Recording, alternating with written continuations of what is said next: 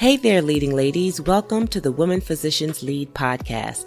I'm your host, Dr. Lisa Herbert, a two-time best-selling author, speaker, family physician, and executive leadership coach with over 20 years experience of providing primary care and serving as a healthcare leader. If you are a woman physician ready to make a change in your career and have a seat at the leadership table, then you are in the right place.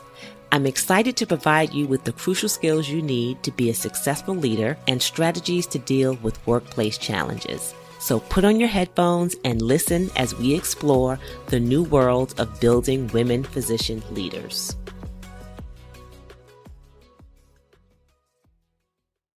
Hello, leading ladies. Welcome back to another episode of the Women Physicians Lead podcast. So I am your host, Dr. Lisa Herbert, board certified family physician, best-selling author, speaker, and executive leadership coach. So I have today with me another special guest as we continue our series, Turning Pain into Purpose. So my guest today is Dr. Delicia Haynes. Dr. Delicia is a board certified family physician and obesity specialist. She is also the CEO and founder of Family First Health Center, an integrative membership-based family medicine clinic in Daytona Beach, Florida. She is considered a trailblazer in the medical community. Dr. Haynes founded the first direct primary care clinic in Delicia and Flagler counties as part of her mission to make healthcare more accessible and advocate for the sacredness of the doctor-patient relationship. She is also the best-selling author of The Dawn, a roadmap to finding a light in your darkest hour, and the Daybreakers Inspirational Planning Journal. Dr. Delicia has coached and consulted doctors on creating the practice of their dreams since 2015. And as a result of her small group course, Direct Primary Care, RX for Success, she helps physicians eliminate insurance hassles, spend less time on paperwork, more time with family, and practice medicine in line with the values that took them to medical school while increasing their income, inspiration, and impact. Dr. Delicia is also on a mission to improve the wellness of physicians and medical professionals. She is the creator of the White Coat Safe Space initiative dedicated to raising awareness, advocacy, and prevention of physician suicide, and helping health professionals love the life that they live. So please help me in welcoming Dr. Haynes to the Women Physicians Lead podcast. Thank you for joining us today. I'm so happy to be here. Great. Well, I have been wanting to talk to you for a long time, so I'm glad that we were able to finally find some space and make this interview happen. I think that you have a lot to share with our audience, and I can't wait for them to hear this story. So the first question I have for you is thinking about your career and leadership journey, who or what may have been instrumental in that decision? Well, I always say I didn't set out to be the leader. It was always like there's a problem and I want to solve it. And in some way, I became the leader uh, a lot because, um, I just was like, there, we can solve it. We can do this. And sometimes I would actually want to be the reluctant leader. I wanted to be the person in the background, and I would try to have someone else do it. And it wasn't their passion, it wasn't their calling, and so I would end up just becoming the leader, whether it was even in starting my own practice. I just had a very strong vision for how I wanted to practice medicine, so I couldn't go into someone else's office and say, can we change everything? um, and so it really was just that that vision of what I was looking to create, the change that I was looking to make. And if I didn't have a team that was willing to go with me, then I was going to, kind of start the way, and then people kind of came along as it went. Yeah, so that's great. And I think that that happens for a lot of us, right? So as physicians, we're typically not we don't really call ourselves or label ourselves as leaders, although it seems as if now with these times we've kind of just been pushed in that direction, which is a good thing. Um, Mhm. but a lot of times it does take wanting to make a change, wanting to do something differently, wanting to kind of step out and change the status quo that really pushes us um, into that role, right, of being a leader. So, what does actually a day in your space look like as a woman physician who has her own direct primary care practice and who has these other advocacy projects? What does that look like? Who do you serve and what challenges do you face? So I started my own practice 14 years ago with no business background at all, straight out of residency. And then 8 years ago, transitioned to direct primary care, became the first membership-based direct primary care clinic in our area. Had never sold before. And suddenly I was in this space that I had to actually go out and pitch and sell, which is just something that was completely foreign to me. And so in terms of like what my day now looks like, I am the founder and CEO of Family First Health Center. I've made a huge I like the Savers, the morning Savers acronym from Miracle Morning. So I strive to incorporate that into every morning. It is not 100%. But just to take a little bit of time to just kind of pause, whether it's prayer, whether it's meditation, doing some movement, but really getting into my morning routine, the way that I start my day definitely sets the tone for, everything. And then, really getting myself as, the leader of my practice, making sure that my own mental health is where it needs to be before I go in and am leading my team and my staff and my patients. Um, so I'm, I take some time for that. And from pretty much 9 a.m. to noon, I'm seeing patients. I really am knocking on the door, not just because I'm telling them I'm coming in, but to remind myself to leave everything that I'm thinking about in the hallway and to be fully present with them. And toward the end of the day, when we have our little our lunchtime where I meet with my team about what's going well, what we need to change, and then we go back into kind of our kind of afternoon patient care, and then wrap it up, get everybody all tucked in for for the night and the weekend, and hopefully they don't come untucked. And then give a lot of space to the other projects that I work on. So I'm very passionate about physician mental health. So doing some follow up with medical schools that have reached out to us, and medical students and physician groups. Um, Sometimes doing some writing, and oftentimes I'll communicate with one of the doctors that I'm coaching who's interested in transition to direct primary care. And then, coming home and enjoying. I just moved. I love the water, and I just moved um, to living on a lake. And so my goal is to see the sunset over the lake every night. Now, that's also something that hasn't completely happened, but it's important to have goals.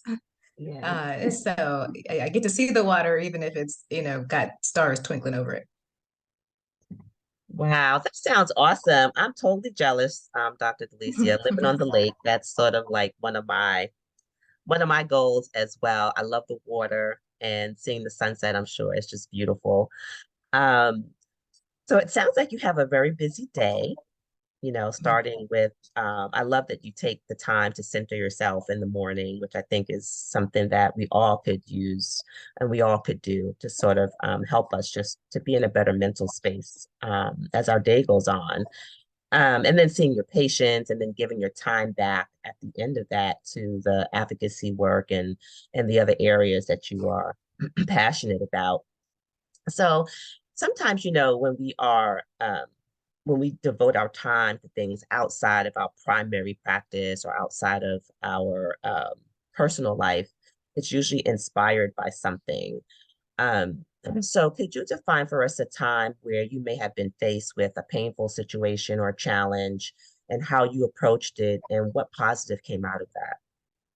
Absolutely. And I'll say that a lot of the things that I'm known for came from pain. And the whether it was my first book, The Dawn, a Roadmap to Finding Your Light in Your Darkest Hour, which it tells my story in terms of being a suicidal high schooler who becomes the wounded healer who goes to medical school and has to take time off to be treated for depression, to starting my own practice and doing a grand rounds on suicide and depression among physicians and suddenly becoming empowered and realizing like, hey, I'm not the weak link. Like this is actually a problem. I'm not the only one.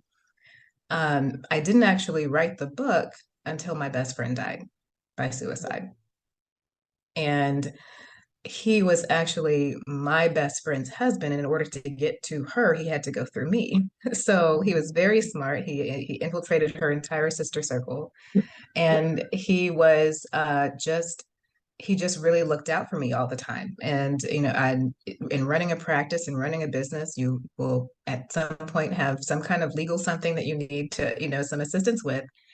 And he was just always there, kind of directing me to the right person. I never knew he was struggling. Wow. And we never had that conversation.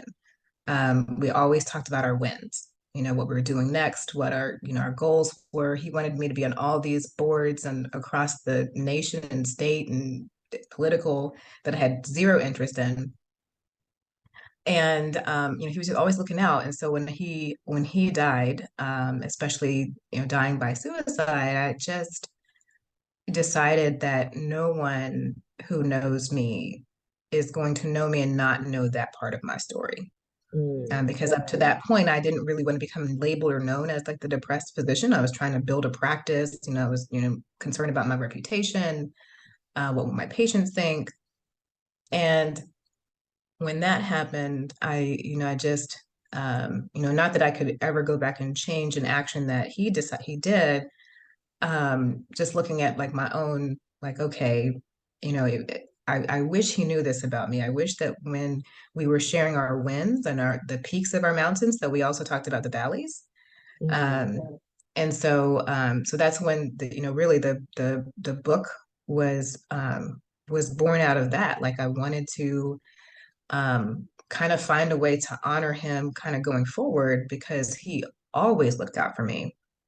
Um, so yeah, so that was definitely born out of that. And then my planner was born out of actually kind of the same time period. So he died, and right before he died, I was in a car accident. I had a traumatic brain injury, and I couldn't work for 3 weeks, wow. which is devastating when you are known for your brain, and that's what you do.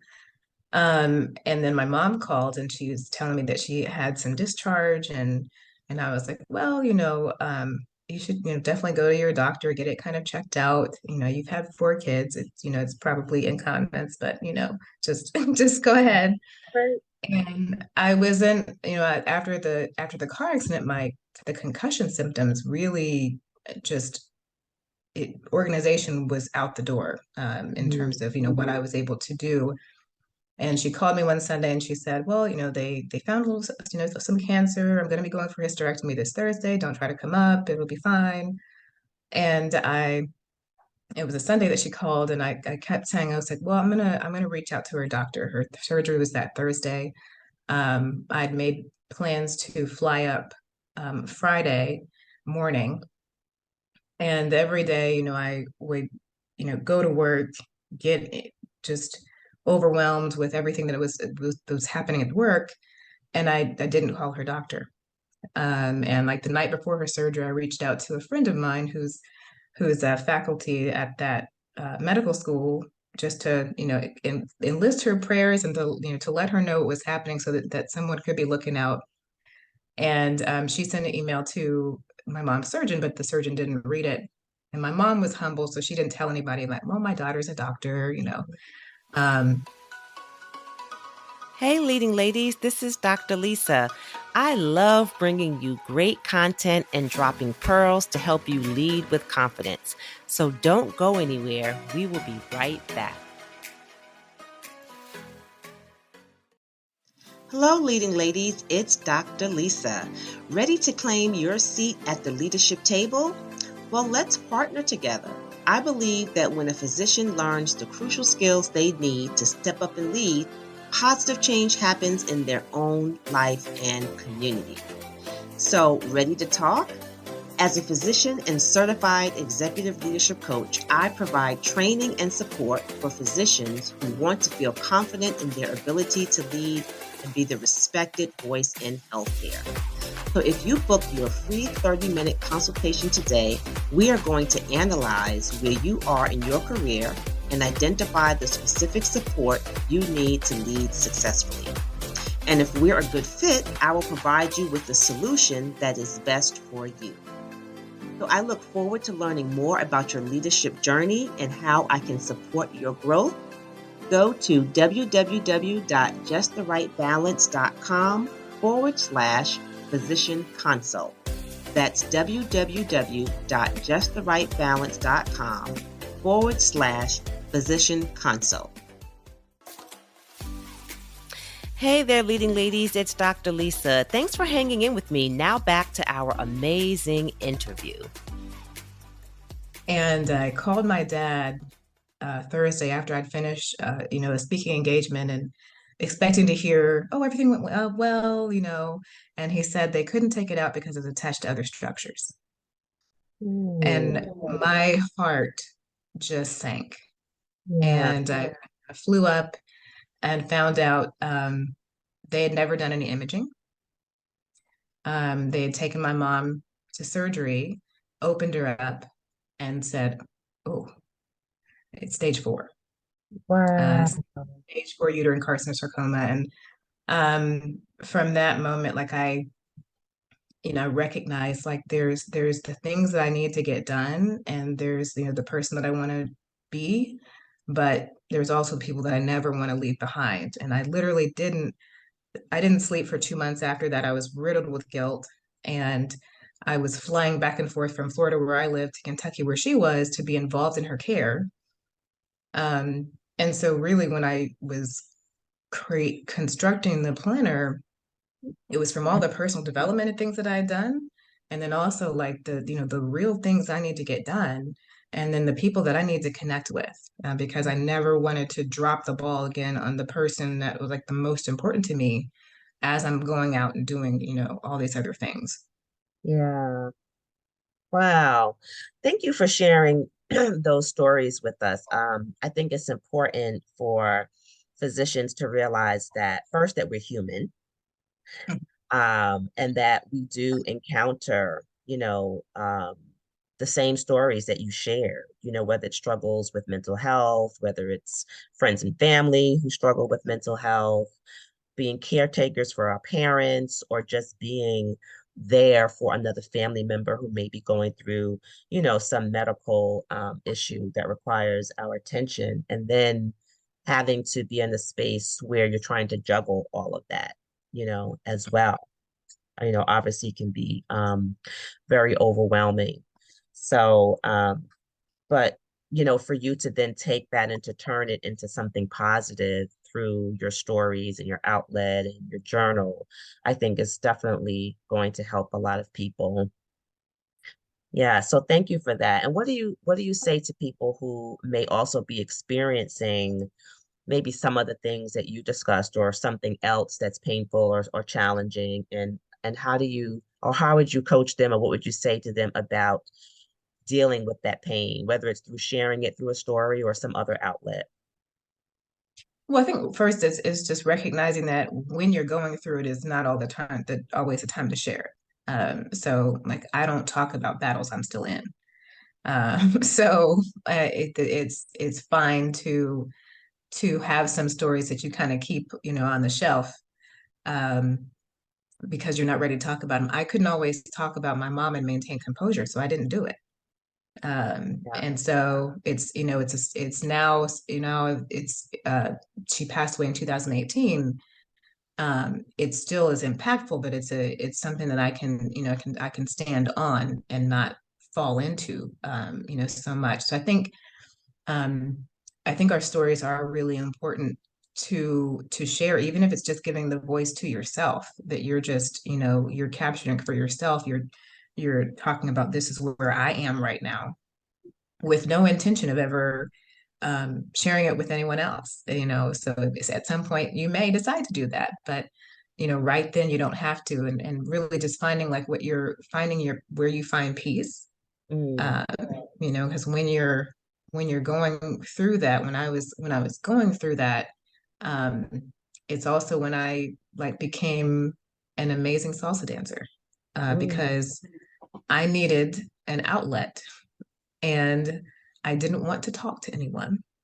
I right. just but I wanted to have some kind of communication, and that nonverbal communication that happens on the dance floor or a dance class was, it was really, really helpful for me. So I think whatever you have to do to find peace as you're going through whatever you're going through, like, and I made sure that I made it to those appointments, even if I had to like not call a patient back right now or not do something that was, it's like this is, 100% what I need to do for my mental health right now, and it's taking priority. So I think those are really important. Yeah. And that's great advice. I mean, I think sometimes we are in the midst of a storm, like you said, and sometimes it's just better to deal with it while you're in the storm, whatever that takes, whatever that means. And then when you're ready to share or talk about it, or maybe even not, you do it in your own time. And then to find something that helps you during that storm, really as to help you with the outlet like you did with dancing. So that's beautiful. Yeah, so tell us a little bit about some of the things that you may do or some advice that you can give, three tips you can give to our listeners on thriving in the face of adversity, leading as a woman, and caring for ourselves. So I think understanding your leadership style is important. Understanding, I tell people I rarely am I the loudest person in a room unless I'm mic'd. But that doesn't mean that I can't be the most influential. Mm, And I'm not going to scream and yell because I'm just not going to give that much energy to a lot of things. And I use silence all the time. So when I have a vendor or someone who's coming into my office and they're trying to pressure me into something or trying to just doing what they do, and I'll just say that's not acceptable. yeah, Period. And I'll right. just move on. Like I'm not gonna belabor the point. It's, we're just gonna move on. So I think um finding your um just your leadership style, and your kind of method. And for a long time I was trying to be like other leaders. And I was like, oh, I need to be more brash. I need to be more outspoken. I need to be more this or that. It's like, yeah, that's really not me. And I can be extremely powerful and very influential in how I carry myself authentically and my certainty. So when I say no, it is a complete and absolute no. And it took a while for me to get there in terms of the confidence and that sort of thing. So um, doing that, really just letting your yeses be yeses and your nos be nos, and making decisions faster um, and standing by them, knowing that it's not going to be 100% like awesome for every decision that you make. But I think part of being a good leader is that you have to kind of be able to say, okay, done, next, and just move on to you made the best decision with the information that you had at that time, and then it's on to the next project. Because otherwise we'll just kind of we'll just kind of like comb over and just kind of like continually think about things. And I'm definitely one of those people that I'm like a knowledge person. So I want to like comb through all the research and get all the things before I make any action. And definitely as a leader and in running a company and in these kind of very dynamic times, um, you have to kind of look at the information and think about what you need, what your team needs, and just make a decision and move, and just kind of like stay in action. So Mhm. I think that's super important. Yeah, definitely. Yeah, and I like that really, the understanding your leadership style because we all, lead differently. But it's also important for us to recognize that there are other styles and when to use them, right? But maybe your main style is the one that you use most of the time. But Right. in some instances, you may need to kind of, use a different tactic. Um, and being influential is also very important, knowing how to influence, like you mentioned. And then, letting our yeses be yes and our no's be no's. I like that as well. Just really making sure that we're steadfast in our decisions. So, yeah, so thank you for sharing your story with us today, Dr. Delicia. It has been very inspiring. I'm sure that, well, I know that it's going to resonate with our audience and help a lot of people. So, if there's someone who is looking to, follow you on social media, or if you have something that you'd like to share with us, um, where can they go and what can you share with us today? Absolutely. So the easiest is Dr. Delicia, MD. So that's DrDelicia, MD. So it's .com is one of the websites that has links to all the different things that I do. And then across social media, I'm also at Dr. Delicia, MD. And so those are probably the easiest ways. And you can definitely just, email me, Dr. Delicia at dpcsuccess.com. So he stands for direct primary care, success.com. I really just I love connecting, especially with physicians and helping healers really get to their next level and just love the life they live. Great. So I'm going to be sharing all of those links in our show notes. And I also am going to be sharing in the show notes a link to your fabulous journal, which I actually have purchased a copy and I'm using it. It's wonderful. I Yay. think it's helping me to organize my life. Awesome.